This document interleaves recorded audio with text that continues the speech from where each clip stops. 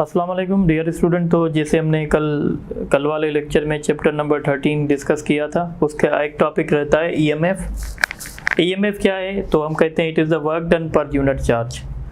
जब कोई सर्किट हमारे पास होता है और जब हम इसको बैटरी के साथ कनेक्ट करते हैं तो इस सर्किट में करंट फ्लो होता है। करंट फ्लो होने का मतलब होता है कि इसमें चार्जेस फ्लो हो रही हैं। तो हम कहते हैं जब 1 कूलम चार्ज इस सर्किट में फ्लो करेगी तो ये बैटरी उस पर कितना काम करेगी, इसको कहते हैं EMF. It is the work done per unit charge. और ईएमएफ का यूनिट वोल्ट है, ठीक है, या हम इसको जूल पर कूलम भी कह सकते हैं। अच्छा, अब ईएमएफ और वोल्टेज में थोड़ा सा फ़र्क होता है। जब आपका सर्किट ओपन होता है ना, उस केस में ईएमएफ और वोल्टेज सेम होता है। पर जब आपका सर्किट क्लोज होता है तो जब बैटरी सर्किट के साथ लगी होगी और सर्किट आपका क्लोज होगा, उस केस में हर बैटरी के पास थोड़ा सा इंटरनल रेजिस्टेंस होता है। तो थोड़ी सी वोल्टेज हमारी इंटरनल रेजिस्टेंस में ड्रॉप हो जाती है। इसीलिए हम कहते हैं कि when current is drawn from the battery, in this case EMF is greater than terminal voltage. Terminal voltage कम होता है, ईएमएफ ज़्यादा होता है। Where r is the internal resistance of the battery. R जो है वो बैटरी की इंटरनल रेजिस्टेंस है। When battery is being charge, पर जब हम बैटरी को चार्ज करते हैं इस केस में हमारी जो वोल्टेज होती है वो ईएमएफ से ज़्यादा होती है। तो और इसका फार्मूला होगा E is equal to V minus I R. V plus E is equal to V plus I R तब होगा जब बैटरी डिस्चार्ज होगी, और E is equal to V minus I R तब होगा जब बैटरी आपकी चार्ज होगी। अच्छा, कभी कभी हम क्या करते हैं, दो बैटरीज को सीरीज़ में लगाते हैं। जब हम दो बैटरीज को सीरीज़ में लगाएंगे ना, तो ऐसा करने से क्या होगा, जो नेट ईएमएफ होगा वो बढ़ जाएगा। अगर इस बैटरी का ईएमएफ 2 वोल्ट है, इसका 3 वोल्ट है, इसका 10 वोल्ट है, तो टोटल जो ईएमएफ बनेगा अब ये 15 वोल्ट बनेगा। When batteries are in series, EMF will be added.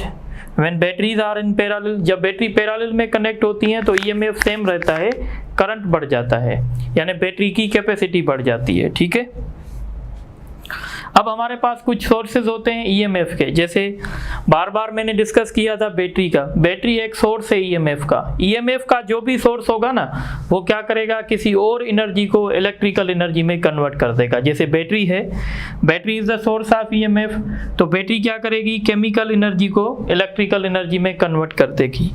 इस तरीके से इलेक्ट्रिक जनरेटर होता है जो घर में हम चलाते हैं, वो क्या करता है, मैकेनिकल एनर्जी को इलेक्ट्रिकल एनर्जी में कन्वर्ट करता है। इस तरीके से थर्मोकपल है, थर्मोकपल क्या करता है, हीट एनर्जी या थर्मल एनर्जी को इलेक्ट्रिकल एनर्जी में कन्वर्ट कर देता है। इस तरीके से सोलर सेल जो आजकल बहुत ज़्यादा यूज़ हो रहे हैं, ये सोलर एनर्जी को इलेक्ट्रिकल एनर्जी में कन्वर्ट करते हैं। ठीक है, तो ये चैप्टर नंबर 13 का डिस्कशन था। अब हम आते हैं कुछ एमसीक्यूज़ पे।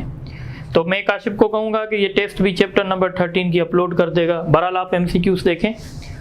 The Ohm's law gives the relationship between dash and dash। तो आपको पता है Ohm's law किसके बीच में रिलेशन देता है, तो ये रिलेशन देता है वोल्टेज और करंट के बीच में, तो इसका ऑप्शन बी होगा। उसके बाद दूसरा क्वेश्चन है, an electric kettle has a resistance of 1000 ohm. Resistance दिया गया है एंड कनेक्टेड टू 220 वोल्ट, और बैटरी दी गई है 220 की। फाइंड द करंट, तो हम इस पे Ohm's law अप्लाई करेंगे। V is equal to I R, तो I बराबर होगा V upon R 220 divided by 1000, तो ये होगा 0.22 एम्पियर। इसका ऑप्शन ए होगा। उसके बाद क्वेश्चन है, a conductor has resistance R, if it is cut into equal parts then its resistance. अगर हम दो हिस्सों में काटेंगे तो हमें पता है resistance directly proportional to length है। अगर हमने लेंथ को हाफ कर दिया तो रेजिस्टेंस हाफ हो जाएगी, यानी 1/2 आर हो जाएगी। दूसरा क्वेश्चन है, a conductor is cut then its resistivity. जो रेजिस्टिविटी होती है वो ना लेंथ पे डिपेंड करती है ना क्रॉस सेक्शन एरिया पे डिपेंड करती है, इसीलिए हम कहेंगे उसकी रेजिस्टिविटी जो है वो सेम रहेगी, तो इसका ऑप्शन सी होगा। उसके बाद क्वेश्चन है, which of the following is correct for resistivity. तो मैंने आपको कल इक्वेशन बताई थी, R is equal to rho L upon A. अगर आप यहाँ से रेजिस्टिविटी के लिए सॉल्यूशन करेंगे तो R multiplied by A divided by L हो जाएगा, तो इसका सही फार्मूला बी होगा। उसके बाद क्वेश्चन है, the SI unit of resistivity. तो रेजिस्टिविटी का जो एसआई यूनिट है वो मैंने बताया था ओम डॉट मीटर होता है, या अगर आप चाहें तो यहाँ से भी बना सकते हैं, आर की वजह से ओम लिखेंगे, एरिया की वजह से मीटर स्क्वायर लिखेंगे, मीटर, तो 1 मीटर कैंसिल हो जाएगा। 100 watt bulb is connected to 220 volt supply, find the current drawn by bulb। ठीक है, तो P is equal to VI, then I is equal to P upon V। Power इसका है 100 और वोल्टेज है 220, 0 से कैंसिल, 5/11। इसको फर्दर सॉल्व करेंगे तो 0.46 आंसर आएगा और इसका ऑप्शन ए होगा। इस तरीके से दूसरा क्वेश्चन है, which of the following is correct for series combination of resistance या रेजिस्टर्स। जब रेजिस्टर को सीरीज में लगाते हैं तो क्या होता है, equivalent resistance will be sum of resistance of all resistors. Yes, इस केस में जो इक्विवेलेंट रेजिस्टेंस होती है सीरीज में वो R1 plus R2 plus R3 up to Rn होता है। Current flowing in each resistor is same, हर एक रजिस्टर में एक जैसा करंट फ्लो करता है, ये भी सही है। Voltage drop across each resistor will be different, ये भी सही है, तो सारे ऑप्शन ठीक हैं। उसके बाद क्वेश्चन है 5 ohm, 3 ohm and 15 ohm resistors are connected in parallel, find the equivalent resistance. तो पैरेलल में इक्विवेलेंट रेजिस्टेंस कैसे फाइंड करते हैं, 1/R1 plus 1/R2 plus 1/R3, तो 1/R इक्विवेलेंट 1/R1, 1/5, 1/3, 1/15। तो 5 का टेबल 15 पे 3 टाइम लगेगा, 3 का टेबल 15 पे 5 टाइम और 15 का 15 पे 1 टाइम। 9/15 यानी 3/5, बाद में आप रेसिप्रोकल करेंगे तो 5/3 होगा, इसका ऑप्शन ए होगा। उसके बाद क्वेश्चन है, in 10 ohm resistor 5 ampere current is flowing for 2 second, find heat produce. तो हीट प्रोड्यूस का फार्मूला मैंने बताया था I² RT। तो करंट कितना फ्लो हो रहा है 5, रेजिस्टेंस 10 है और टाइम 2 है, 25 multiplied by 10 multiplied by 2 calculate करेंगे तो 500 जूल आएगा, इसका रिजल्ट सी होगा। क्वेश्चन है, in a conductor 10 coulomb charge is flowing at a point in 2 second, find the current.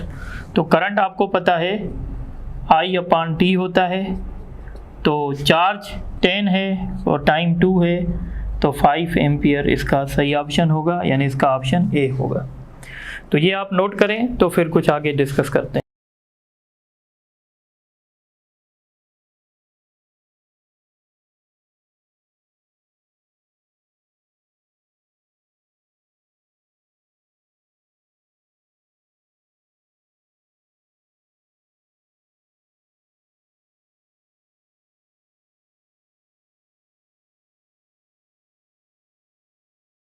अच्छा, अब हम डिस्कस करेंगे chapter number 12 and chapter number 12 is electrostatics. What is electrostatics? The study about charges in rest. जब charges rest में होती हैं तो उनकी स्टडी को हम इलेक्ट्रोस्टैटिक्स कहते हैं। स्टूडेंट के माइंड में ये क्वेश्चन होता है कि व्हाट इज चार्ज, तो हम कहते हैं it is the property gained by substance due to loss और गेन ऑफ इलेक्ट्रॉन। जब कोई सब्सटेंस इलेक्ट्रॉन गेन करता है, जैसे सोडियम है, जैसे सपोज करें क्लोरीन है, ये न्यूट्रल है, अगर ये 1 इलेक्ट्रॉन गेन करेगा तो इस पे नेगेटिव चार्ज आ जाएगी, और अगर ये सोडियम है, जैसे इलेक्ट्रॉन लॉस करेगा तो इसके पास पॉजिटिव चार्ज आएगी। जब इलेक्ट्रॉन लॉस होगा तो पॉजिटिव चार्ज, जब इलेक्ट्रॉन गेन होगा तो negative charge. Method of charging कितने होते हैं? हम किसी सब्सटेंस को कंडक्शन की मदद से भी चार्ज कर सकते हैं, फ्रिक्शन की मदद से भी कर सकते हैं, इंडक्शन की मदद से भी कर सकते हैं। कंडक्शन क्या है? सपोज ये कंडक्टर था जो न्यूट्रल था, ये दूसरा चार्ज पार्टिकल था, इस पे +5 कूलम चार्ज थी। जब हम इन दोनों को टच करेंगे तो इसकी कुछ चार्ज ट्रांसफ़र होकर यहाँ आ जाएगी, तो इसको कहते हैं charge by conduction. Charge by friction क्या है? जब हम 2 सब्सटेंस को रब करते हैं तो फ्रिक्शन की वजह से एक सब्सटेंस इलेक्ट्रॉन लॉस करता है, दूसरा गेन करता है, तो इसको कहते हैं चार्ज बाय फ्रिक्शन। अब हम डिस्कस करेंगे Coulomb's law of electrostatics. What is coulomb law of electrostatics? तो कूलम्स ने हमें बताया था कि जो सिमिलर चार्जेस होती हैं वो एक दूसरे को रिपेल करती हैं। जैसे अगर पॉजिटिव चार्ज होगी तो वो एक दूसरे को रिपेल करेगी, पॉजिटिव और नेगेटिव चार्ज होगी तो वो एक दूसरे को अट्रैक्ट करेगी। Similar charges repel and opposite charges and opposite charges attract, मतलब एक पॉजिटिव और एक नेगेटिव होगी तो वो एक दूसरे को अट्रैक्ट करेंगी. The electrostatic force between two charges is directly proportional to product of magnitude of charges and inversely proportional to square of distance between their centers. अगर आप मान लें ये एक चार्ज है Q1, ये एक चार्ज है Q2 और इनके सेंटर्स के बीच में फासला है R, तो हम कहेंगे जो इलेक्ट्रोस्टैटिक फोर्स होगा वो डायरेक्टली प्रोपोर्शनल करेगा प्रोडक्ट ऑफ चार्जेस से और इनवर्सली प्रोपोर्शनल करेगा square of the distance between their centres. यानी इसको आप ग्रेविटेशन लॉ के तहत कंसीडर कर सकते हैं.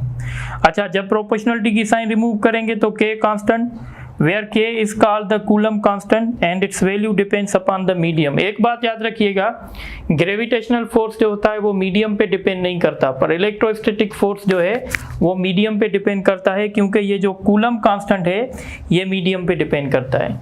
कूलम कांस्टेंट का वैल्यू कैसे देंगे, तो कूलम कांस्टेंट का वैल्यू है 1/4 पाई एप्सिलॉन. ये जो एप्सिलॉन है इसको हम कहते हैं एब्सोल्यूट परमिटिविटी ऑफ मीडियम, और ये एप्सिलॉन मीडियम पे डिपेंड करती है.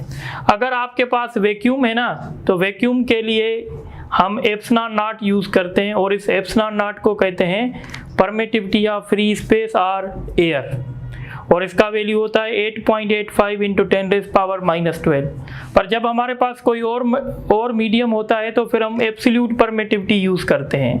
किसी भी मटेरियल की हमें एब्सोल्यूट परमिटिविटी नहीं दी जाती, हमें रिलेटिव परमिटिविटी दी जाती है. What is relative permittivity? It is the ratio of absolute permittivity to the permittivity of free space. तो अगर हम यहाँ से एब्सोल्यूट परमिटिविटी की डेफिनेशन बनाएंगे तो हम कहेंगे it is the product of permittivity of free space and relative permittivity.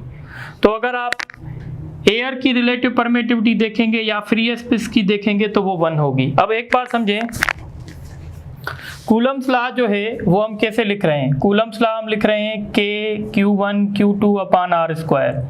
इस K को हम फ्री स्पेस के लिए कैसे लिख सकते हैं? तो इस K को लिख सकते हैं 1/4 pi epsilon not for free space, ठीक है, और यहाँ पे R² भी आएगा, ठीक है, या R² आप इसके नीचे भी रख सकते हैं, यहाँ भी रख सकते हैं, ठीक है. तो इस K को आपने ऐसे रखा, ये R² वही और ये Q1 Q2.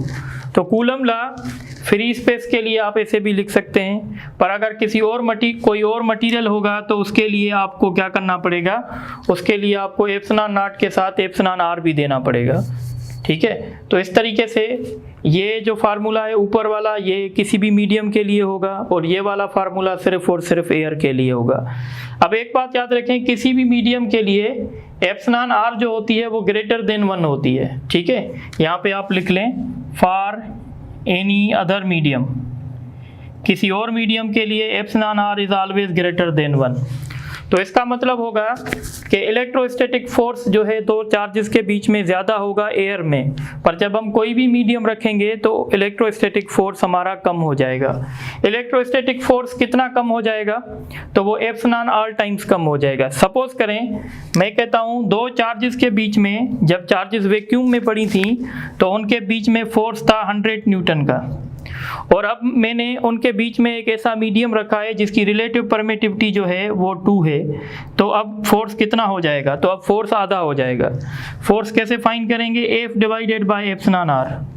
तो 100 डिवाइडेड बाय 2 अब 50 हो जाएगा, ठीक है. तो ये फार्मूला आप नोट करें, ये आपको काम आएगा.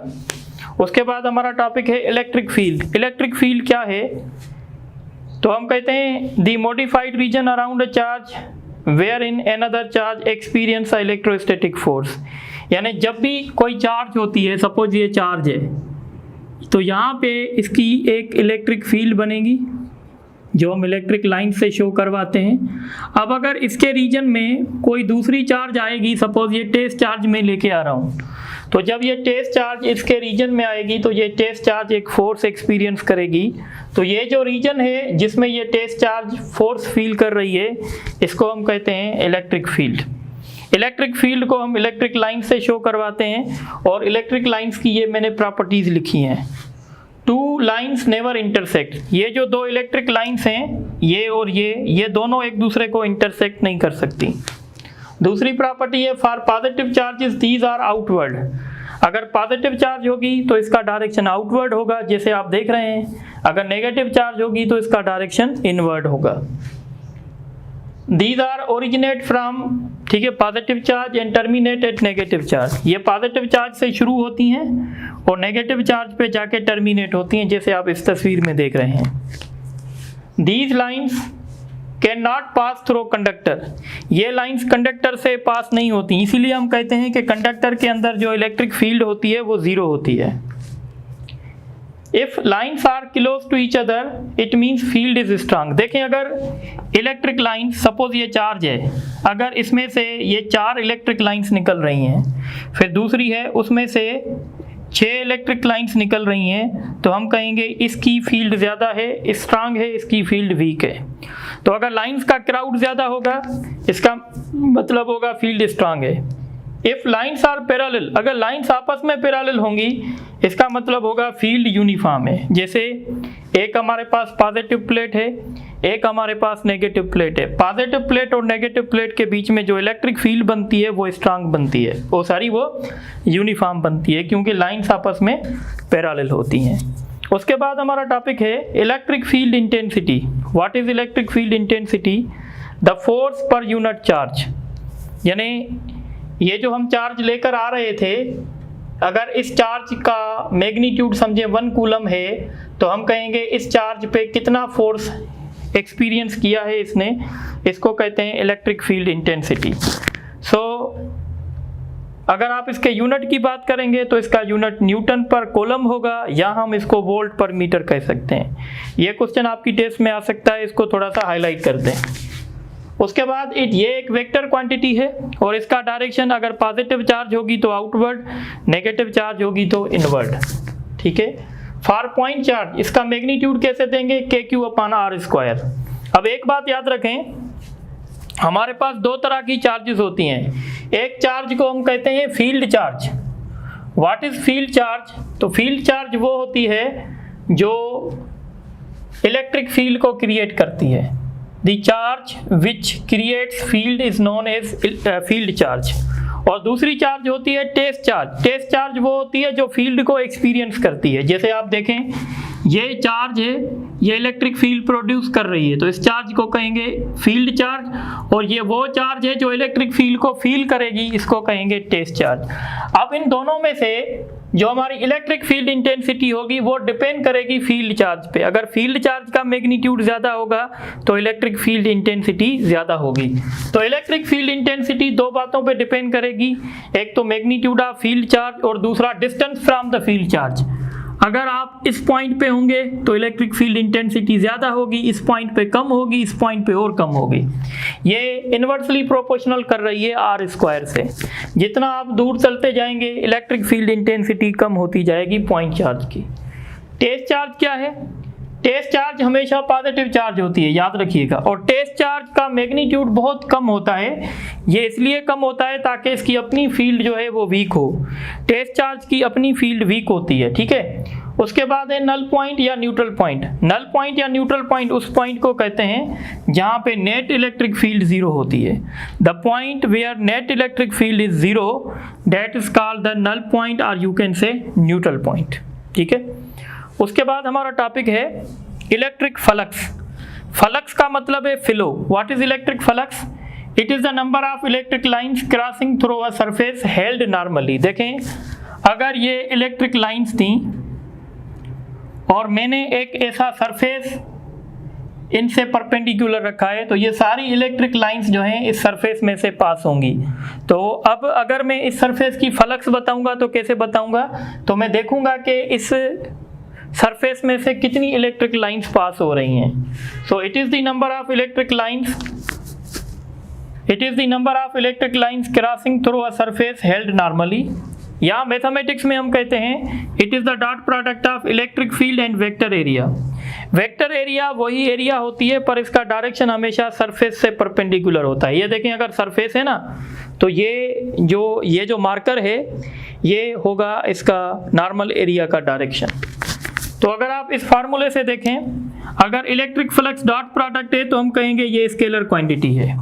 और फ्लक्स मैक्सिमम कब होगी, तो आपने पढ़ा था डॉट प्रोडक्ट मैक्सिमम तब होती है जब थीटा 0 डिग्री हो। जब थीटा 0 डिग्री होगा इसका मतलब है कि सरफेस इलेक्ट्रिक लाइंस के साथ परपेंडिकुलर होगा, क्योंकि ये एंगल हम वेक्टर एरिया के साथ दे रहे हैं। वेक्टर एरिया सरफेस के साथ परपेंडिकुलर होगी और इलेक्ट्रिक फील्ड और वेक्टर एरिया आपस में पैरेलल होंगी। तो याद रखिएगा ये एंगल 0 होगी और इसका मतलब होगा कि सरफेस नॉर्मल है इलेक्ट्रिक फील्ड के साथ। फ्लक्स विल बी मैक्सिमम जब flux will be 0 when theta is 90 degree, यानी जब आप यहाँ थीटा 90 रखेंगे तो सारा कुछ 0 हो जाएगा। When surface is parallel to electric field. इस तरीके से फ्लक्स विल बी पॉजिटिव। तो आपको पता है जब एंगल लेस देन 90 होता है तो पॉजिटिव होता है, कॉस पॉजिटिव होती है। फ्लक्स विल बी नेगेटिव, और फ्लक्स नेगेटिव तब होगी जब आपकी एंगल ग्रेटर देन 90 हो बट लेस देन 270 हो, क्योंकि कॉस का वैल्यू इसमें नेगेटिव होता है। उसके बाद आज का लास्ट हमारा टॉपिक है लेक्चर का electric flux density. What is electric flux density? The total number of lines crossing through a surface held normally. देखें अगर मैं ऐसे लिखूंगा the total number of electric lines crossing through a surface held normally, अगर यहाँ तक लिखूंगा तो ये इलेक्ट्रिक फ्लक्स की डेफिनेशन होगी, पर अगर नीचे लिखूंगा पर यूनिट एरिया तो फिर ये electric flux density. Electric flux density और इलेक्ट्रिक फील्ड इंटेंसिटी सेम बात है। तो आप कह सकते हैं कि electric flux density is another name of electric field intensity. तो आज के लेक्चर में यही है, फिर इंशाल्लाह बाकी किसी और लेक्चर में डिस्कस करेंगे।